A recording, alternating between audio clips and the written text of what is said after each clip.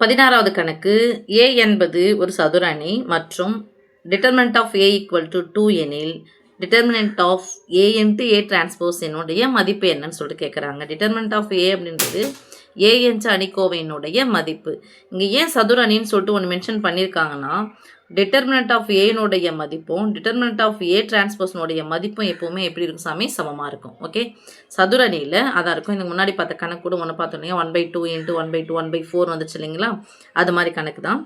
இப்போது determinant of A into A transpose எப்படி சாமி எழுதலாம்? இது நடுவில் பெருக்கிறதுக்குன்னு அர்த்தம். இந்த determinant of A into determinant of A transpose equal to determinant of ஏவும் டிட்டர்மினன்ட் ஆஃப் A டிரான்ஸ்போஸ் எப்படி இருக்கும்? ஈக்குவலாக இருக்கும்.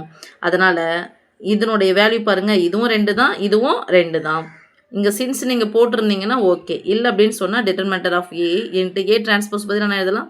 டிட்டர்மினன்ட் ஆஃப் ஏன்னு எழுதலாம். Equal to 2 into 2 equal to 4. இது ஒரு 2 மார்க் கொஸ்டின் ஆர் 1 வேர்டில் கேட்பாங்க. இதே தான் சாமி.